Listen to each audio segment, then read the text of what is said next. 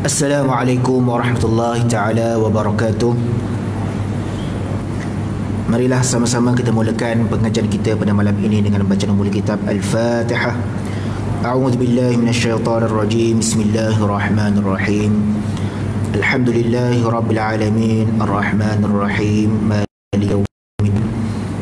Iyyaka na'budu wa iyyaka nasta'in. Ihdinas siratal mustaqim.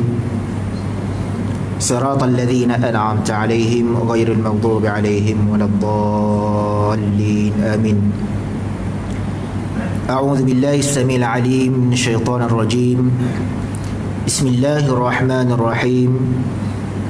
الحمد لله رب العالمين وبه نستعين على أمور الدنيا والدين، والصلاة والسلام على أشرف الأنبياء والمرسلين سيدنا محمد وعلى آله وصحبه أجمعين. سبحانك لا علم لنا إلا ما علمتنا إنك أنت العليم الحكيم.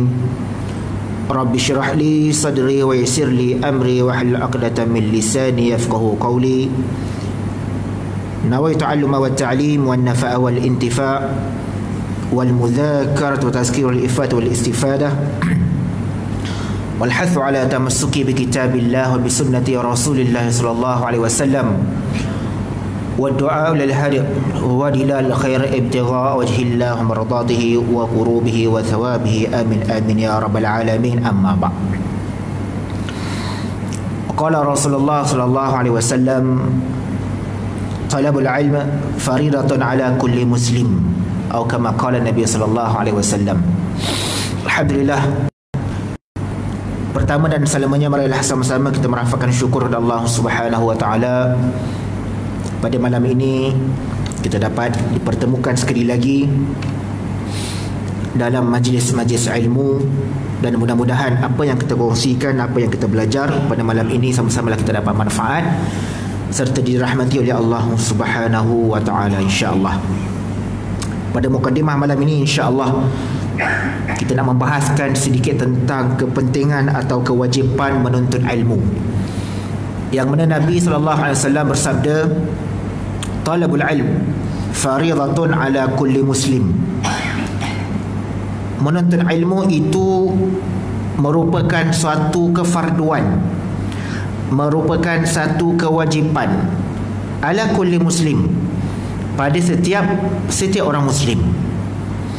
Mana kata nak tak nak, bila mana kita ni mengaku sebagai seorang Islam, baik kita tua ataupun muda, lelaki ataupun perempuan, maka di sana ada kewajipan, ada perintah Nabi sallallahu alaihi wasallam untuk kita menuntut ilmu.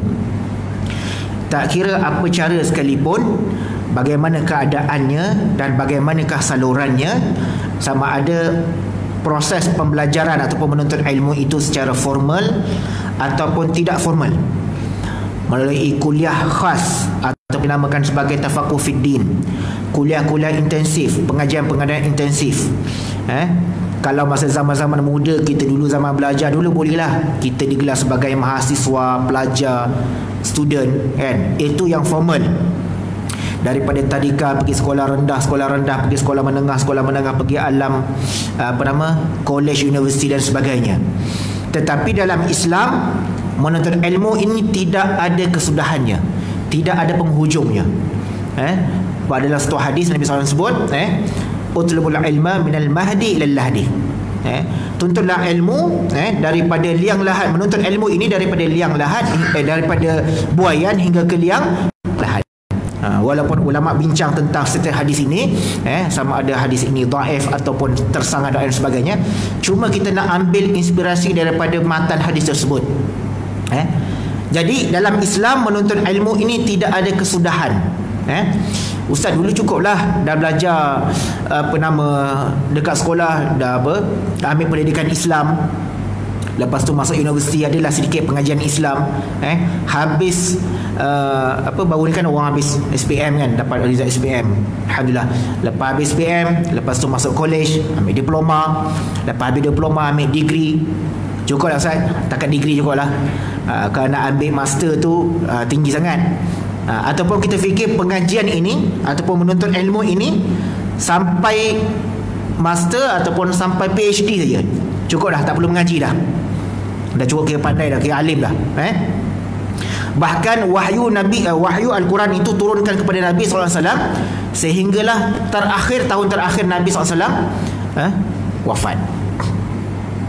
Tahun ke-11 Hijrah turun lagi wahyu kepada Nabi sallallahu alaihi wasallam, wahyu yang terakhir.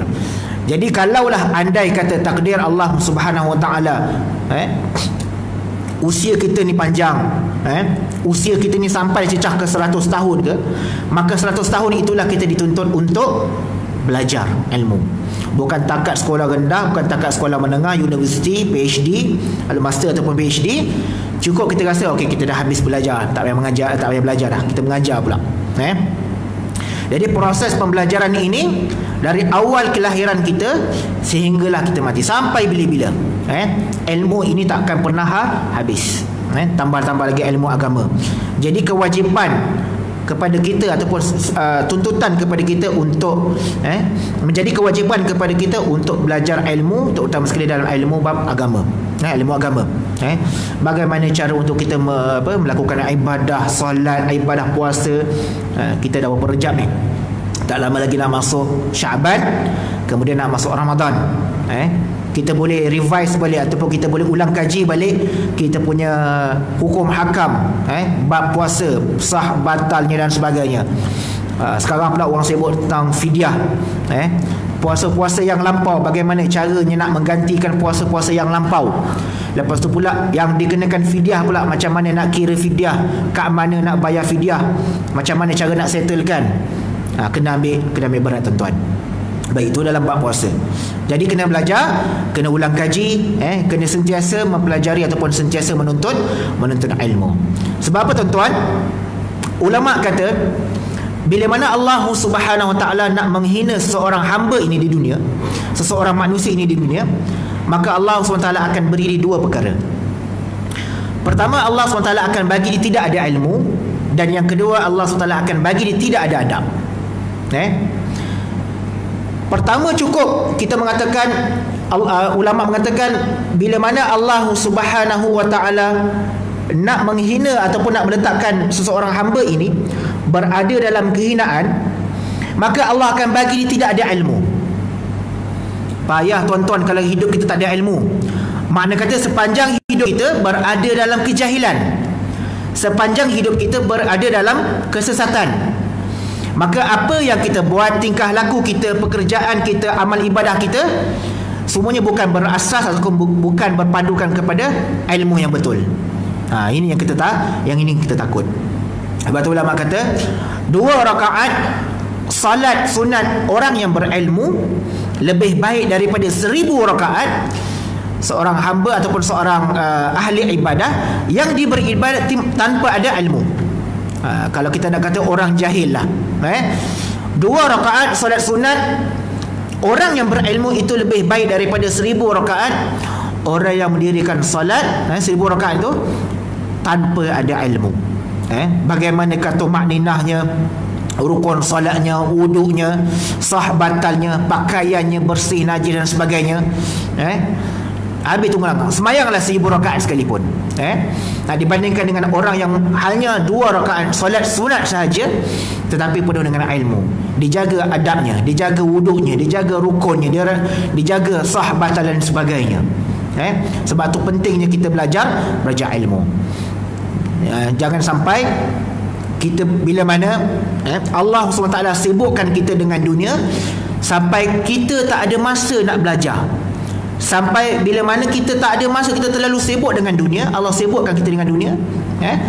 Bila mana Allah nak hina kita, Allah sibukkan kita dengan dunia sampai kita tak ada masa nak cari ilmu, tak ada masa nak belajar, tak ada masa nak pergi kuliah, tak ada masa nak buka kitab, tak ada masa nak jumpa ustaz, jumpa ulama, rujuk, tanya hukum itu tu. Tak ada masa langsung. Jadi kita disibukkan dengan dunia. Kita cuba cari alasan, tak sempat. Orang kata kenapa tak pergi kuliah, kenapa tak belajar, kenapa tak datang kelas, kenapa tak nampak langsung dalam mana-mana majlis ilmu. Maka kita berbagai-bagai alasan kita bagi. Sebab ketika itu Allah hina kita, kita disibukkan dengan dunia sampai kita jauh kita dengan ilmu akhirat, jauh kita dengan ilmu agama. Maka Allah sesatkan kita, jauhkan kita dengan agama. Yang kedua kata ulama, Allah akan bagi kepada orang ini dia tidak ada adab. Tidak ada adab bila dia keluar, dia bermuamalah ataupun dia berjumpa dengan orang pandang dia hina. Dia ni hina dan dia menghina orang. Bila orang tak ada adab ni susahlah, kan? Bila jumpa kawan-kawan, bila jumpa oi dipanggil, mana salamnya, mana bertegur sapanya, adab sopan santun ataupun adab kemelayuan dia tak ada, hilang dah. Dia panggil oi, hey, hai, kan? Tak ada adab lah. Orang tengok, oh ini bukan orang Melayu. Dia kalau orang yang berilmu, dia orang Islam, orang yang bertakwa, orang yang ada adab, maka cara tegur dia lain, cara sapaan dia lain, cara dia bercakap pun dia lain, cara berjalan pun lain. Bahkan kalau kita tengok dalam sejarah Imam Syafi'i radhiyallahu anhu, bila dia belajar dengan Imam Malik, punya tingginya adab yang dia belajar daripada Imam Malik, sehingga kan bila dia nak buka kitab ni, bunyi helaian kitab ini pun tidak dijaga sampai jangan sampai berbunyi. Nak buka helaian kitab ni, punyalah jaga adab. Jadi sebab adab ini lebih tinggi, adab ini lebih tinggi daripada ilmu. Ada orang juga, ada orang yang ada ilmu, banyak ilmunya, tapi tak ada adab, tak boleh juga. Dahulukan adab, kemudian akan diikuti dengan ilmu. Biar kita belajar tak pandai mana sekalipun, ustaz dekat depan dah baca 100 hadis, 200 hadis, banyak hadis dah. Kita baca malam ni 40 hadis, bukan 40 hadis, 100 hadis dah baca dah. Satu pun dia tak dapat nak catat, nak faham, nak amal. Tetapi walaupun dalam keadaan demikian, tetapi adab dia tinggi. Adab dia dengan masyarakat, dengan ahli jemaah, adab dia tinggi. Maka itu sudah cukup memuliakan dia, berbanding orang yang banyak ilmu, banyak hafal hadis, banyak baca Quran, banyak dan sebagainya. Ilmu dia banyak mengaji, tetapi dia tidak ada adab. So dua-dua ini penting. Ilmu dan adab, dua-dua kena ada. Dua-dua kena ada. Jadi kita berdoa pada Allah SWT, semoga kita dijauhkan daripada sifat kehinaan, jauhkan daripada Allah menghina kita dengan menyibukkan kita dengan dunia, sehingga kita tak ada masa untuk nak belajar ilmu, dan sehingga tidak ada masa untuk kita nak memperbetulkan adab tingkah laku ataupun akhlak kita. Itu yang penting. Wallahu a'lam. Itu sekadar mukadimah pada malam ini. Kita akan sambung hadis 40 An-Nawawi. Pada hadis yang ke-10, malam ni kita sambung pada hadis yang ke-10 di bawah tajuk sumber makanan yang halal dan syarat-syarat penerimaan doa. Ini ilmu juga penting tuan-tuan, yang kita perlu belajar insya-Allah. Baik. Bismillahirrahmanirrahim. An Abi Hurairah radhiyallahu anhu qala Rasulullah sallallahu alaihi wasallam, Inna Allah Ta'ala tayyibun la yaqbalu illa tayyiban, wa inna Allah amara al-mu'minin bima amara bihil mursalin, faqala ta'ala ya ayyuhar rusul kulu minat tayyibati wa'amalu salihan. Surah Al-Mu'minun ayat 51. Wa qala ta'ala ya ayyuhalladzina amanu kulu minat tayyibati ma ya ayyuhalladzina amanu kulu min tayyibati ma razaqnakum. Surah Al-Baqarah ayat 172. ثم ذكر الرجل يطيل السفر أشعث يمد يديه إلى السماء يا ربي يا ربي ومطعمه حرام ومشربه حرام وملبسه حرام وغذي بالحرام فأنى يستجاب له. Hadis rawahu Muslim. Sebuah hadis yang diriwayatkan daripada Abu Hurairah radhiyallahu anhu, bahawasanya Rasulullah sallallahu alaihi wasallam telah bersabda, sesungguhnya Allah Subhanahu wa taala itu baik dan dia akan menerima dia tidak akan menerima melainkan yang baik-baik sahaja. Dan sesungguhnya Allah Subhanahu wa taala itu telah memerintahkan kepada orang-orang beriman barang apa yang telah diperintahkan ke atas para rasul. Maka Allah Subhanahu wa taala berfirman dalam Al-Quran yang bermaksud, wahai rasul-rasul, makanlah dari makanan yang baik-baik dan kerjakanlah amal saleh. Surah Al-Mu'minun ayat 51. Dan Allah SWT berfirman lagi, wahai orang-orang yang beriman, makanlah di antara rezeki yang baik-baik yang kami berikan kepada kamu. Surah Al-Baqarah ayat 172. Kemudian baginda sallallahu alaihi wasallam bersabda lagi, Baginda sallallahu alaihi wasallam menceritakan tentang seorang lelaki yang telah melalui satu jalan, yakni satu perjalanan yang jauh. Dalam keadaan lelaki ini kusut masai, berdebu rambutnya. Di samping itu dia mendepakan kedua tangannya ke arah langit seraya berkata, "Ya Tuhanku, ya Tuhanku." Dan sedangkan makanannya dari sumber yang haram, minumannya dari sumber yang haram, pakaiannya juga daripada sumber yang haram. Maka makan ia dengan makanan yang haram, bagaimanakah doanya akan diterima? Hadis sahih riwayat Muslim.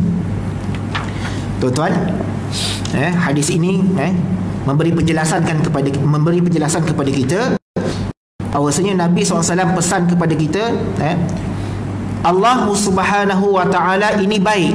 Innallaha tayyibun, innallaha ta'ala tayyibun. Allah ini baik. La yaqbalu illa tayyiban, tidak akan menerima sesuatu barang sekalipun melainkan yang baik-baik sahaja.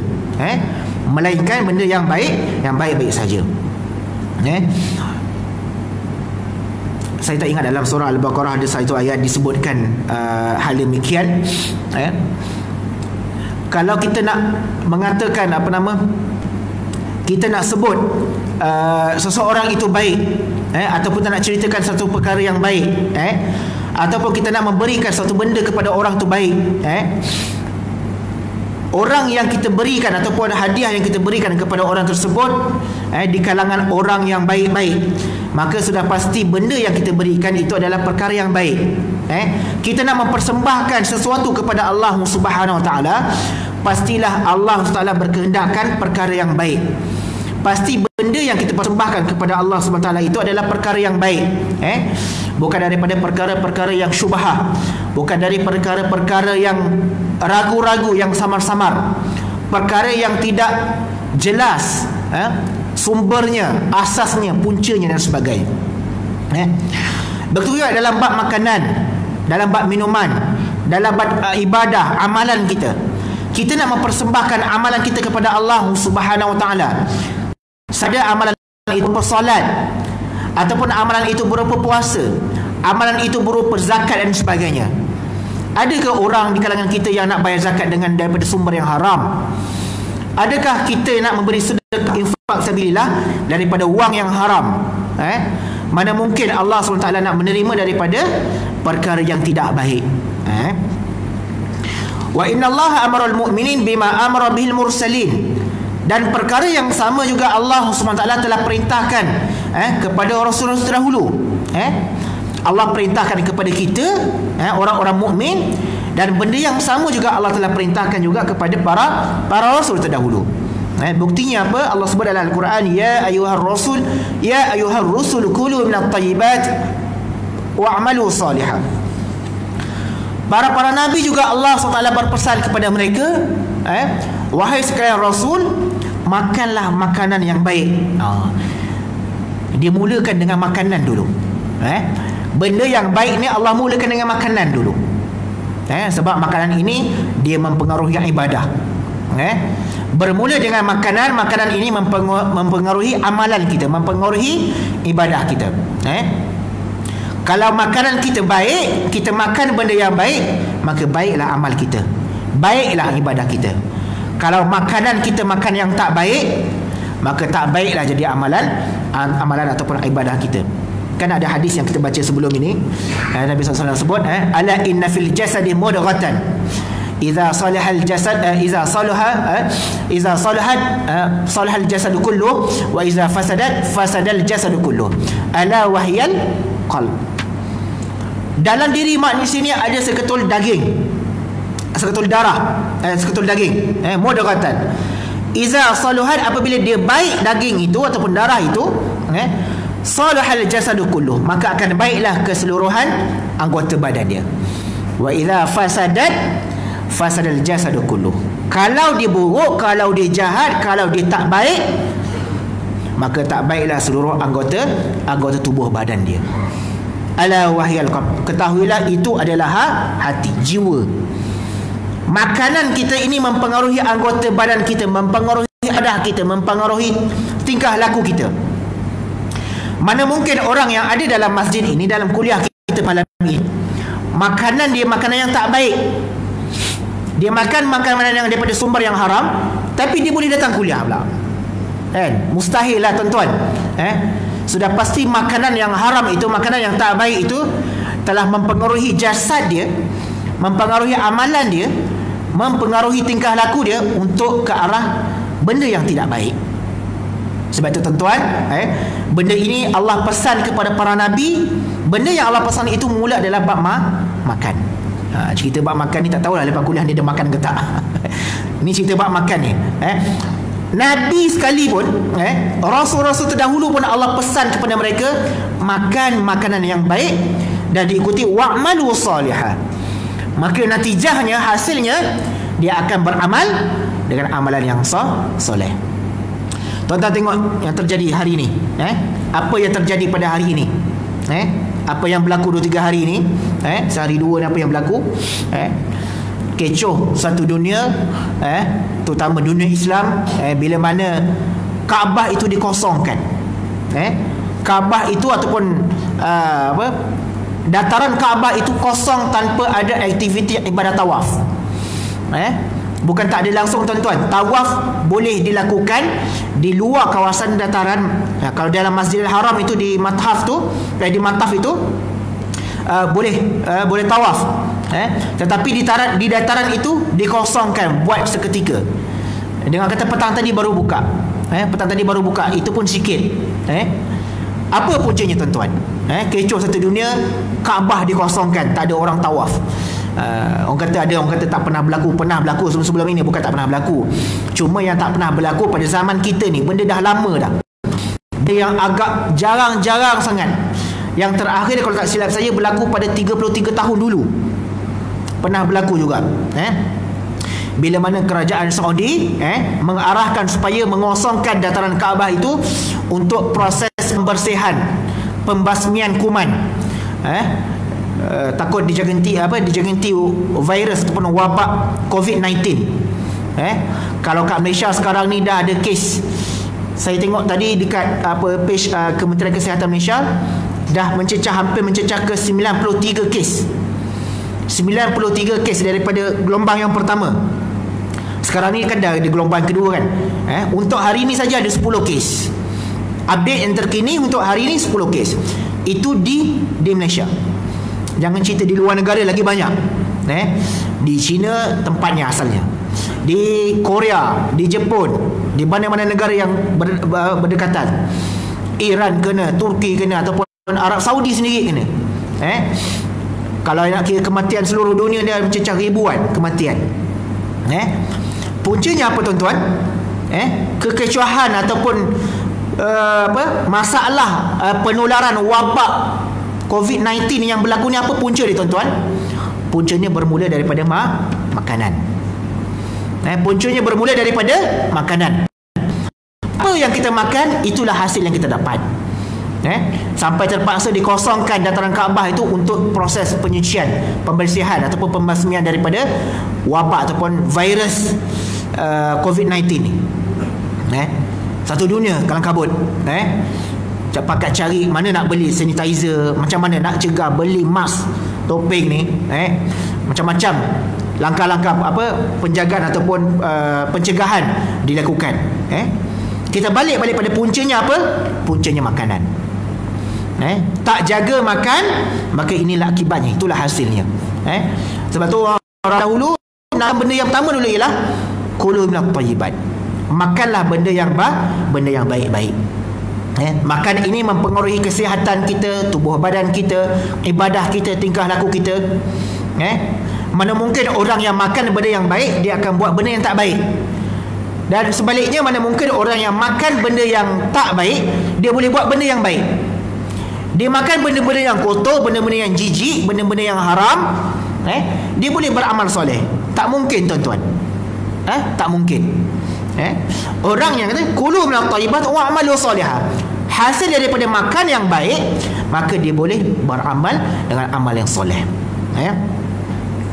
Allah SWT berfirman lagi, ya ayyuhallazina amanu kulu min thayyibat ma razaqnakum. Wahai orang-orang beriman, makanlah makanan yang baik-baik dengan apa yang aku telah rezekikan kepada kamu. Bukan tak ada tuan-tuan. Banyak tuan-tuan Allah rezekikan kepada kita makanan-makanan yang baik. Kenapa benda-benda yang tak baik juga, benda-benda yang haram juga yang kita cari. Jadi hadis ini memberi pengajaran kepada kita, bukan hanya kita nak jaga makan itu untuk kesihatan tubuh badan kita, tapi untuk amal ibadah kita. Dan juga dalam masa yang sama untuk kita belajar mensyukuri nikmat Allah. Belajar mensyukuri nikmat yang Allah berikan kepada kita, yang Allah telah rezekikan kepada kita. Banyak kalau kita nak hitung nikmat Allah Subhanahu Wa Taala dari sudut makan dan minum.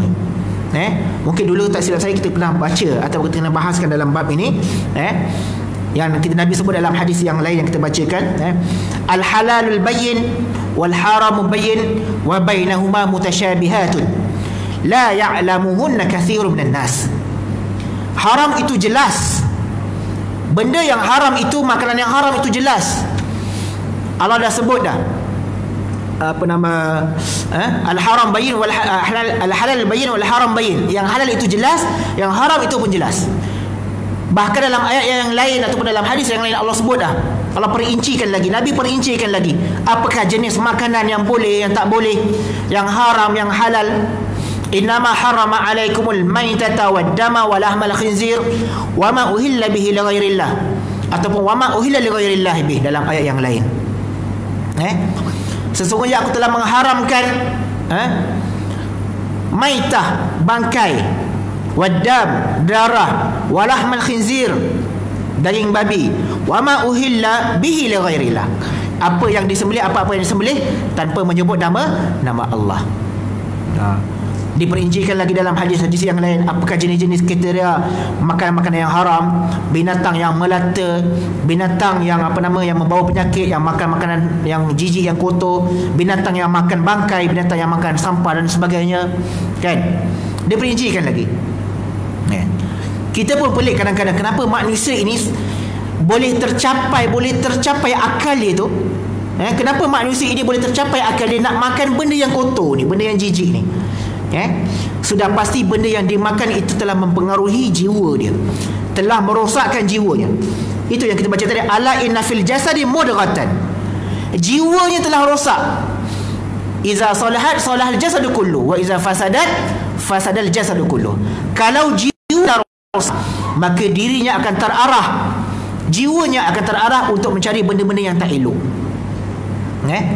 Saya pernah pergi dulu saya pernah pergi Korea 2 tahun lepas ke 3 tahun lepas. Saya pernah pergi Korea, lalu dekat satu pasar tu makanan-makanan eksotik lah. Makanan-makanan eksotik. Antara negara yang saya pergi di Korea pun ada, di Kemboja pun ada saya pernah pergi. Kalau Kemboja tuan-tuan kalau pergi di pasar tu, di Satme, di Bandar Phnom Penh tu, dekat pasar tu, pasar Satme tu, di belakang-belakang tu ada orang jual makanan-makanan eksotik. Cengkerik, belalang, riang-riang, apa nama? Riang-riang apa? Saya tak tahu sebut apa. Macam-macam lah. Kala jengking ada, lipas ada. Lipas tu diletak gula, kicap dengan sambal, digaul. Mau makan lah. Ada pedas-pedas kan. Ada rasa pedas-pedas, masam-masam manis. Letak sambal tu, letak sambal. Lipas ada, cengkerik ada. Tapi laku tuan-tuan, laku. Sebelah tu pula dia jual air kelapa. Tuan-tuan nak beli air kelapa pun hilang selera. Nak beli air kelapa pun hilang selera. Macam-macam tuan-tuan. Yang saya cerita tadi tu, saya pergi Korea tu, lalu satu pasar tu, satu pasar malam lah. Lalu elok je seekor babi golek, solid tak potong kaki apa semua, kepala semua tak potong digolek. Dia panggil saya, marilah mari beli babi golek dia tu kan. Depan mata kita kan.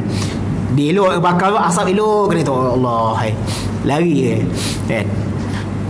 Manusia kalau hatinya, jiwanya dah rosak, maka dia akan terarah untuk pergi cari makanan yang jijik, makanan yang kotor, makanan yang haram. Padahal kita ada banyak kan, banyak sumber kan. Kalau kata sumber laut saja banyak, macam-macam ikan ada. Ikan kembung, ikan tenggiri, ikan siakap, ikan apa lagi, macam-macam lah. Kalau ikan tu pula, kalau kita minum masak je 3 rasa, sweet sour, masam manis, ikan kari kepala ikan, apa lagi, macam-macam jenis ikan, ikan bakar, ikan gol, macam-macam ikan lah kan. Itu kalau sumber laut. Sumber darat pula ada ayam, ayam bakar, ayam golek, ayam percik, sate ayam, burger ayam. Kan banyak tu menu. Itulah Allah kata, kulu mimma razaqnakum. Benda yang Allah dah rezekikan kepada kita, nikmat yang Allah telah berikan kepada kita, itu kita makan, benda yang baik. Kenapa nak cari benda-benda yang bangkai, yang apa semua ni? Ulama kata itulah ujian pada kita. Allah kata kalau dah orang dah tanya kenapa Allah ciptakan juga babi tu, walaupun dia jijik, dia haram dimakan, tak boleh dimakan, kenapa Allah ciptakan juga? Maka jawabnya itulah ujian kepada manusia. Allah letakkan depan mata kita ada dua. Yang ini yang halal, yang ini yang haram.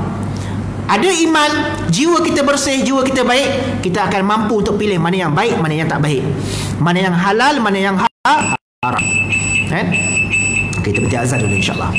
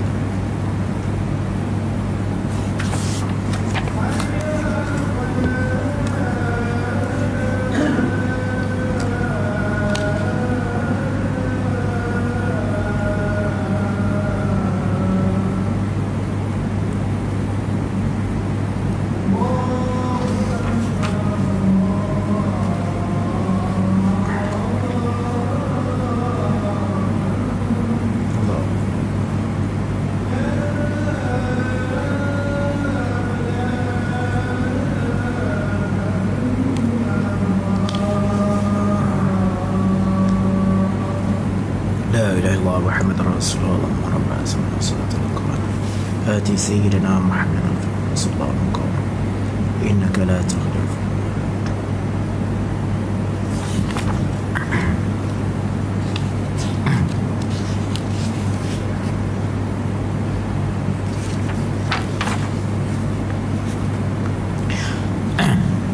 sambung sikit. Ya ayyuhallazina amanu kulu min thayyibati ma razaqnakum.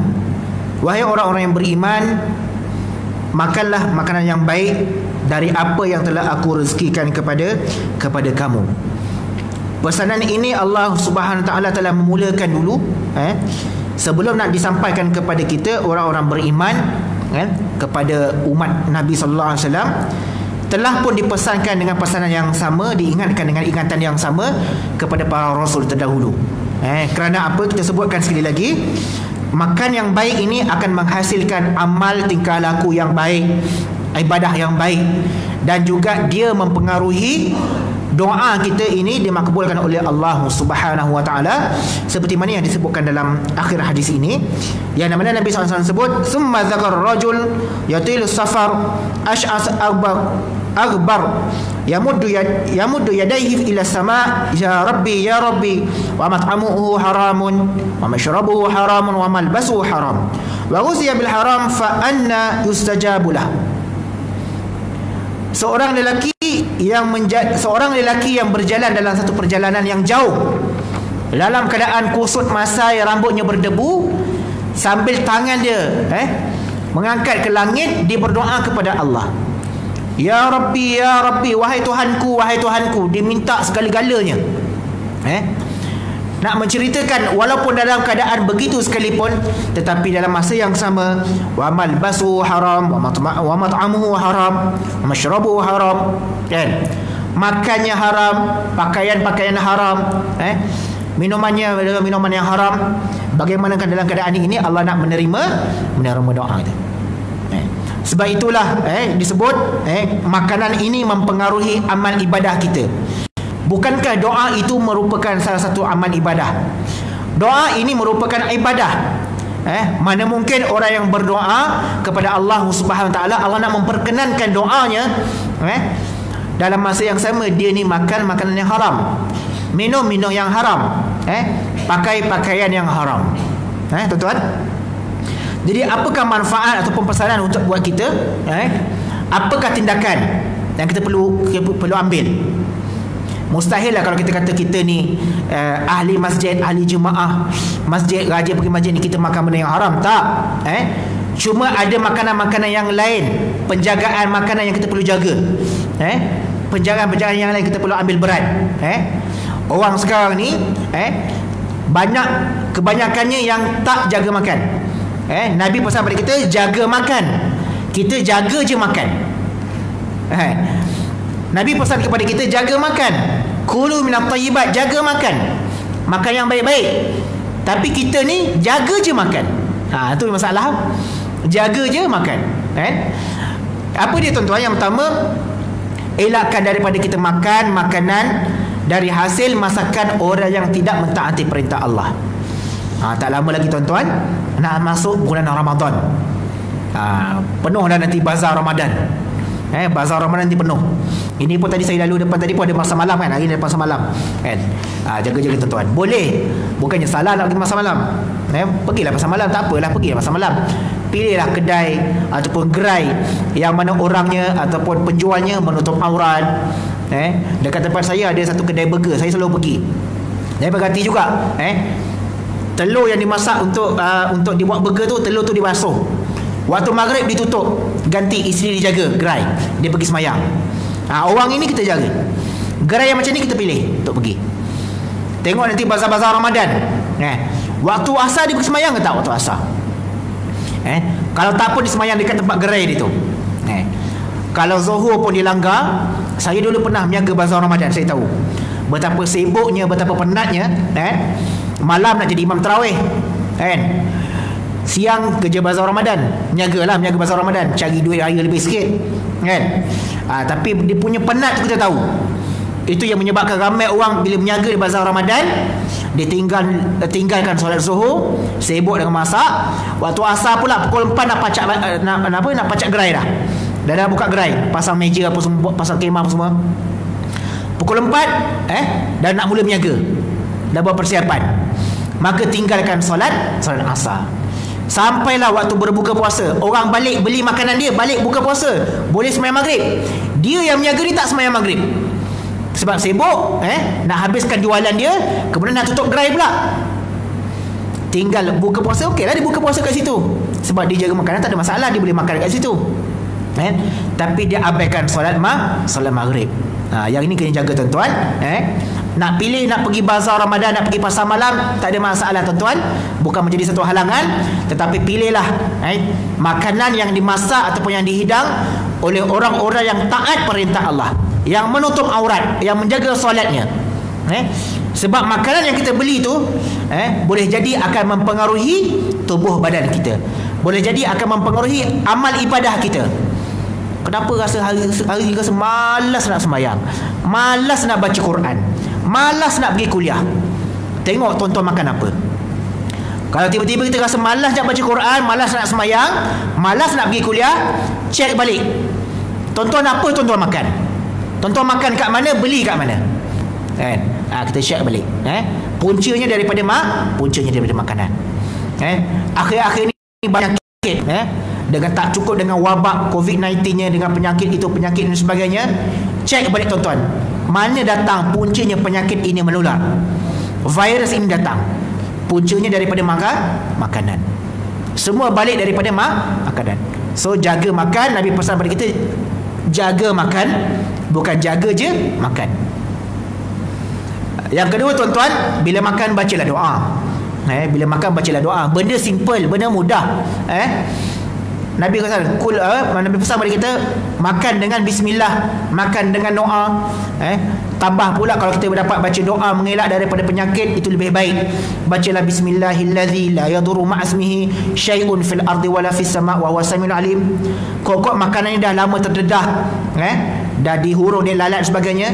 Kokok dia membawa penyakit, kita makan pula kena penyakit, kena food poisoning, keracunan makanan.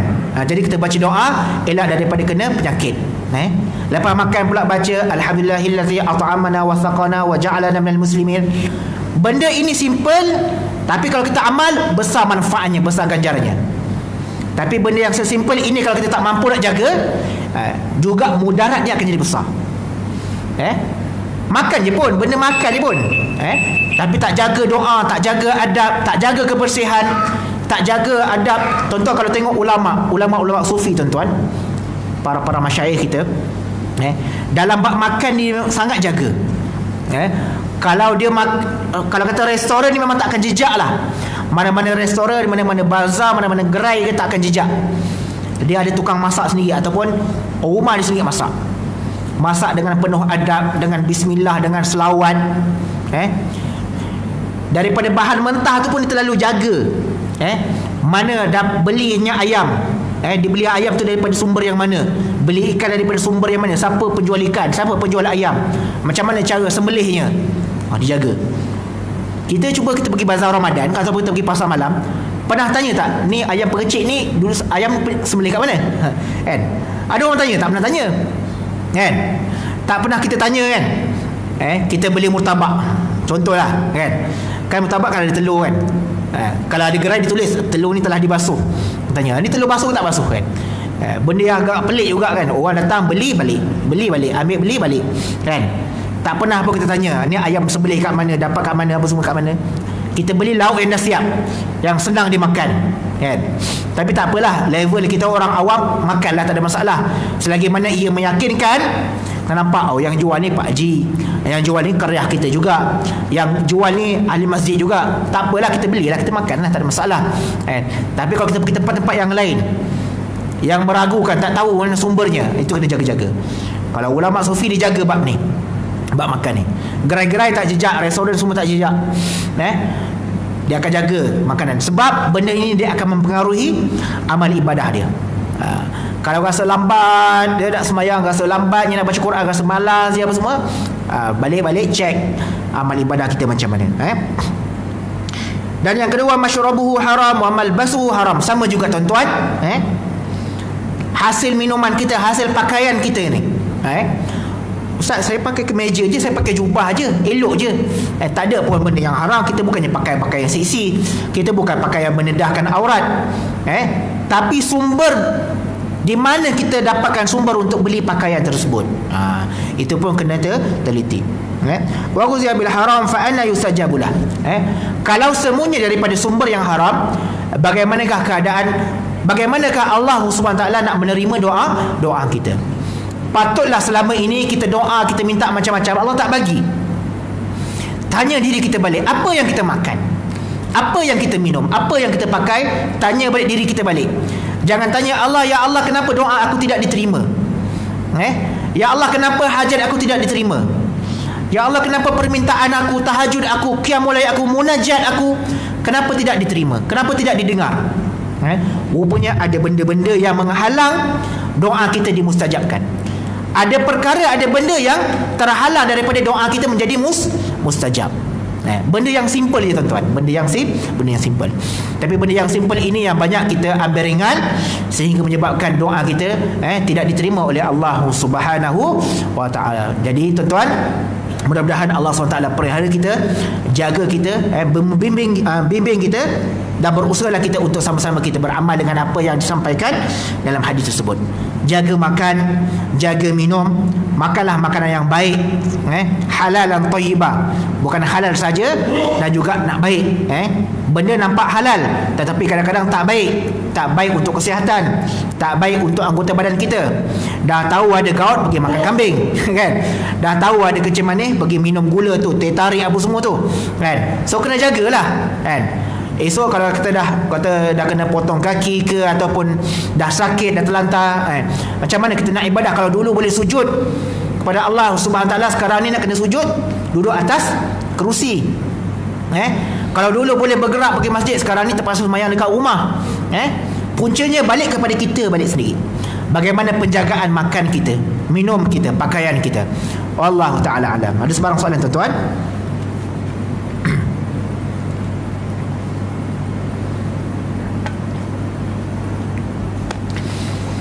Baik, kalau tak ada soalan, insya-Allah mudah-mudahan sama-samalah kita dapat amalkan, sama-samalah kita dapat hidupkan amalan harian kita, dengan makanan yang baik, dengan perkara-perkara yang baik. Semoga Allah SWT menerima segala yang baik-baik sahaja yang datang daripada kita, insya-Allah. Aqulu qawli hadza wa astaghfirullahal azim li wa lakum. A'udzu billahi samil alim syaitanir rajim. Bismillahirrahmanirrahim. Alhamdulillahirabbil alamin wa bihi nasta'in. Wassalatu wassalamu ala Rasulillah wa ala alihi wa sahbihi ajma'in. Allahumma 'allimna ma yanfa'una wa anfa'na mimma 'allamtana wa zidna ilman katsira. Rabbana atina fid dunya hasanah wa fil akhirati hasanah wa qina adzabannar. Sallallahu ala sayyidina Muhammad wa ala alihi wa sahbihi wa baraka wa sallam. Walhamdulillahirabbil alamin. Assalamualaikum warahmatullahi wabarakatuh.